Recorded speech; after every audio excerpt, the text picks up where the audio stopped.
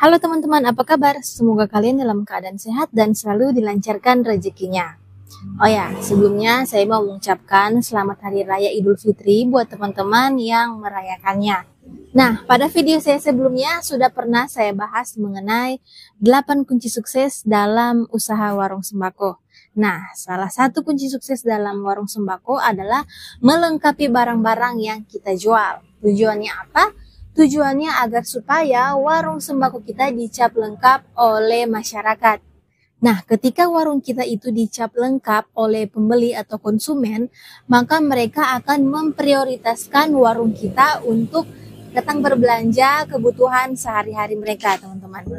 Nah, teman-teman, item-item ini tentu saja di luar item-item kebutuhan pokok sembako setiap harinya, tapi wajib ada di warung kita. Nah, barang-barang yang pertama itu ada aneka plastik. Item-item ini menurut saya sangat krusial, harus ada di warung ya. Bahkan kalau perlu disiapkan tempat khusus di warung teman-teman yang isinya item-item plastik atau berbahan plastik. Item-item ini biasanya dibutuhkan oleh pembeli yang berdagang makanan dan minuman. Jadi teman-teman sediakan saja minimal plastik makanan per pak ya, ukuran kecil dan juga 5 liter. Mika makanan, kemudian ada mika kue juga, kemudian ada gelas pop ice lengkap dengan sedotan-sedotan. Lalu ada plastik minyak juga, plastik gula, plastik es batu, dan lain-lain. Pasti warung teman-teman akan jadi langganan para penjual makanan dan juga minuman, atau juga penjual-penjual yang biasa membuat kue ya. Kemudian barang-barang yang kedua ada alat tulis menulis.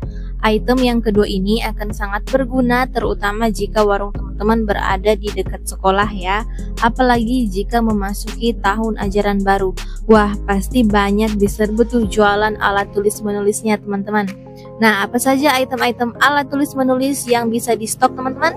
Tentunya ada pulpen ya, baik tinta hitam, biru, merah, kemudian ada pensil 2B beserta dengan penghapusnya, kemudian ada juga krayon, spidol, segala macam jenis kertas dan juga karton. Lalu ada juga buku-buku, baik buku tulis biasa maupun buku gambar. Kemudian ada juga buku tulis halus, buku kotak kecil maupun kotak besar. Lalu ada juga mistar atau penggaris dan juga papan ujian. Kemudian ada juga alat tulis menulis yang tidak terkait sekolah, yaitu buku nota, buku kwitansi, amplop, dan juga lain-lain. Kemudian untuk barang yang ketiga ada bermacam-macam lampu dan juga macam-macam alat kelistrikan lainnya. Untuk lampu ini tidak perlu stok lampu yang bermerek dan juga mahal ya teman-teman. Cukup lampu-lampu murah meriah yang biasa dijual sales-sales canvassing.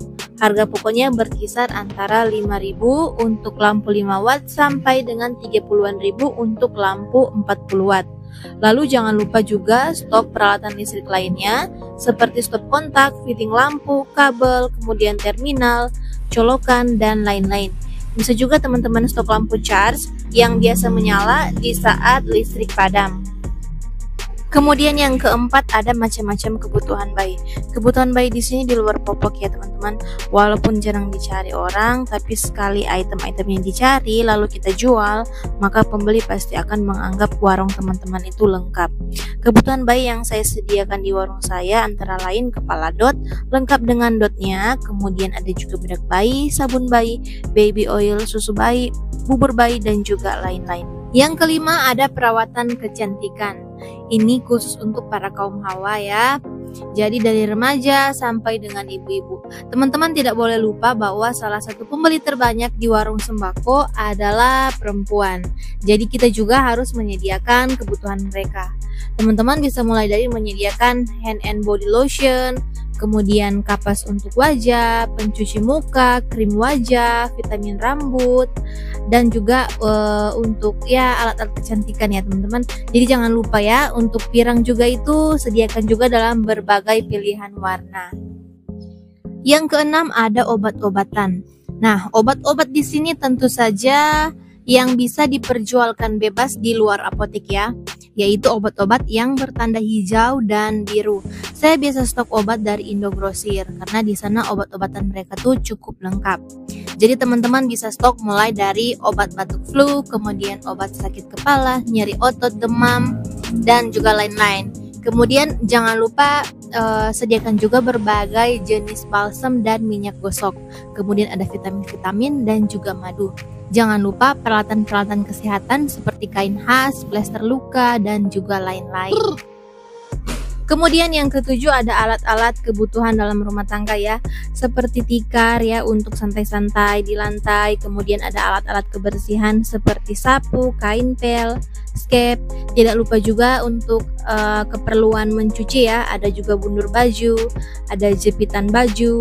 Jadi sediakan juga ya teman-teman, sekalipun barang ini jarang dicari, tapi sekalinya konsumen bisa dapat di warung kita, jadi mereka itu bisa mencap warung kita itu lengkap teman-teman. Oke teman-teman, sekian dulu sharing-sharing kita kali ini. Jika ada pertanyaan, tuliskan saja di kolom komentar, nanti akan saya jawab satu persatu. Bye-bye.